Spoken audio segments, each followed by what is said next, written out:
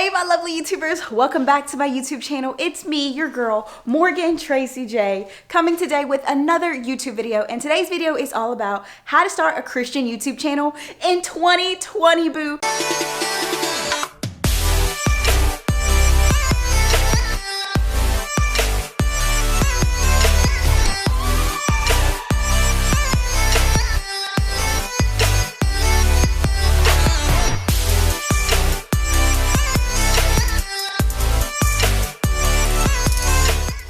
Today, I'm just going to give you some tips and some strategies that I use to help my YouTube channel grow to 50,000 subscribers thanks to you guys. So the first thing I want to say before we get started in this video is make sure you are subscribed to the YouTube channel. You turn on that notification bell, boo, and you always check out my blog, hisdaughterscloset.com. Alright guys, so the first thing is did you catch that little plug right there? I encourage you to subscribe, but I also plugged you to go to my blog. Okay, that is what you first want to do when you start a YouTube channel. You don't only want to rack up YouTube subscribers, you want to give them a place to go to get you to build your audience on your own. See, for example, one day YouTube could ban me. And guess what? I could lose all my subscribers. But if I'm putting you at my own website, guess what? I won't lose you guys. So with that being said, you want to take control of who is watching your content and what you want to share with them. I have an email list, which I have a blog, His Daughter's Closet, because I want to control what I share with you guys. Not only on YouTube, but at my ministry, hisdaughterscloset.com. So that's the first tip about if you want to create a YouTube channel, have already a place for your audience to go. Tip number 2 is next, you want to have an area where you can set up for people where you can record and come to every time. It could be a little nook and cranny in your bedroom. It could be a desk area that I usually use in the lot of the back of my photos. It could be a couch next to a plant like I've used many times. Whatever it may be, you want to be able to have a designated area specifically for your video setup. Why you want to do this is because it's going to be easier when you get the inspiration to record to just go to your area, pull out whatever you need to do, take a seat, your area is pretty cleaned up, and you record your content. That is your next tip. All right, put your hair. So the tip number, whatever, don't even know what tip I'm on, but this is kind of going together. What device are you going to use to record on? And also the next thing is what editing software are you going to use? This right here is major. So for example, if you have a cell phone, you don't have a camera yet, use your cell phone. Turn it in portrait mode like this or landscape mode. I don't know, landscape mode, and then guess what? Record your video. That is something that I did in the beginning, and I also use the webcam on an old laptop that I used to have. That's what I started my YouTube channel with. Now I want to encourage you, it's not about so much on how you do perfect videos or the perfect lighting. We already know, get in front of a big window, have a good little nook and cranny area where like clean the background, whatever you want to show, and make your video pop and boom. All right, guys, so the next part about this same tip about your YouTube channel is make sure you know what editing software you're using. There are free editing software out there, and then there are paid versions. When I got started, I used only free versions. Now, the reason I say that is because I didn't have no money to invest, and so guess what? I used free versions until I got the money to invest. And so I will say, guys, this video actually comes with a downloadable PDF document in the description box that shows you everything that I use, even with links and all that, okay? All right, so the next thing, guys, is your thumbnail. Do you ever see me where I'm like posing and I have these really great photos? Those are called thumbnails. And you know what happens? If your video is so amazing, but your thumbnail is like really horrible and whack, nobody's going to click on it. So example, if your video is about being happy and then you have a black screen with just text on it, no one may not click on it because it's not gonna make sense. And so I always encourage you to take thumbnails, learn how to do good thumbnails, watch a lot of YouTube tutorials to help you. I watch YouTube tutorials all the time on how to make better thumbnails and things in that nature, because you have to think of it like a magazine. If it's a good magazine and you want it, the magazine is the cover. That's your thumbnail. And if you want someone to go through your magazine, you gotta make sure the cover is bomb. So for example, if you want someone to watch your video, you gotta make sure the cover is clickable.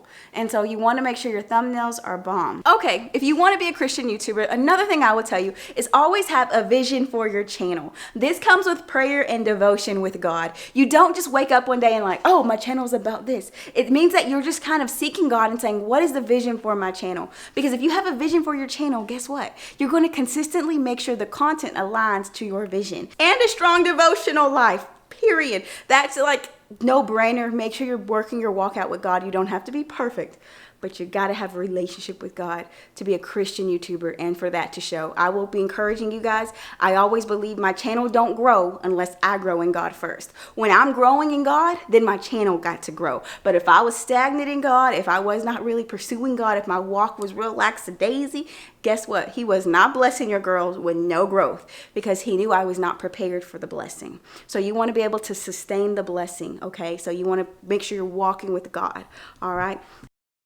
All right, the next tip is lighting. You can record in front of a big window like right behind me, or you can use lighting like this. I have a ring light and 2 softbox lights. I have everything linked down below, but you can get some lighting for like if you don't really are going to be always recording in the daytime. However, if you don't have lighting, all you need to do is get in front of a big window, sit down in the daytime, good timing, sit down, and bam, there you go, boo. You're good to go. All right, guys, the next tip is record for your audience. Now, this right here can be a big issue for many YouTubers and that are Christian YouTubers. We will record for ourselves. You know why we record for ourselves? Because we only record when we're inspired. Like, oh, God inspired me today, so I'm going to record this video. But I want you to realize that if you're only recording for yourself, then it's only going to bless you in your videos, boo. You have to think about who is your audience and what are they looking for. This is a bonus tip, guys, that I do with my videos is I know my audience is women,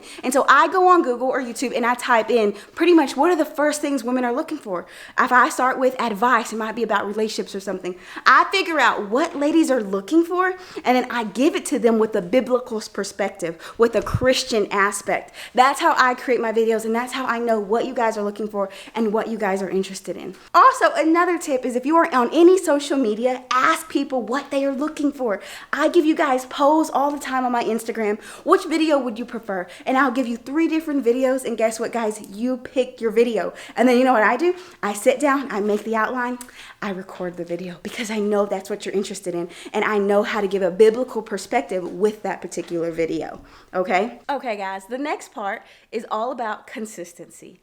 I know life gets in the way. You might have children. You might have a dog that is like your child. You may have a busy work schedule and be working a 9 to 5, but it is all about consistency. YouTube favors the YouTubers that are consistent and that continue to bring them back to the YouTube platform. So example, if you only record once every 2 months, boo, YouTube is not going to recommend your videos.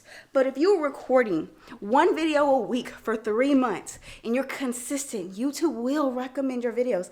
The algorithm will favor you, okay? Now, I will say God has a whole nother favor, which we ain't even got on that yet.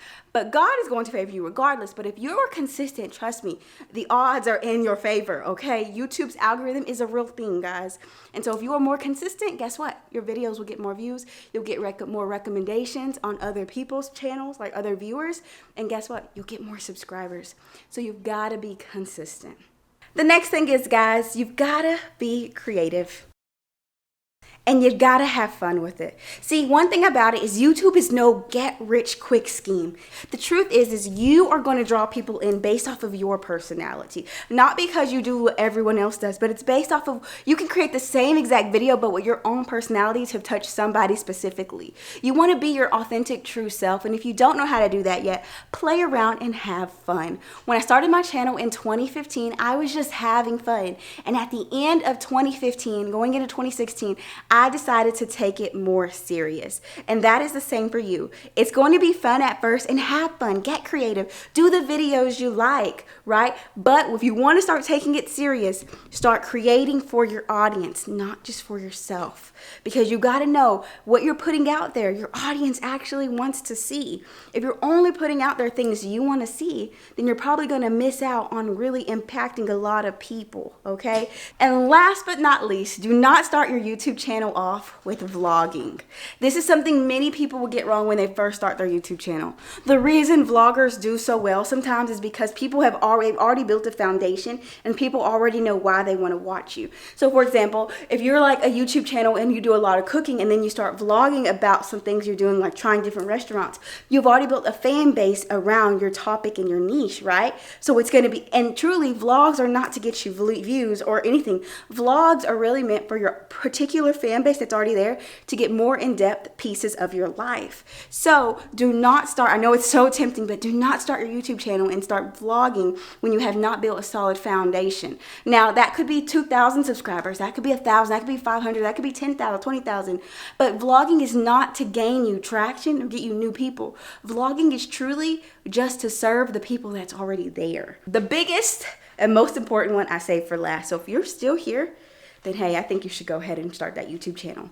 And that means praying over your channel, praying for the people that are watching your channel, praying for the people that are going to click on your channel, praying for the individuals that are going to get encouraged by your channel.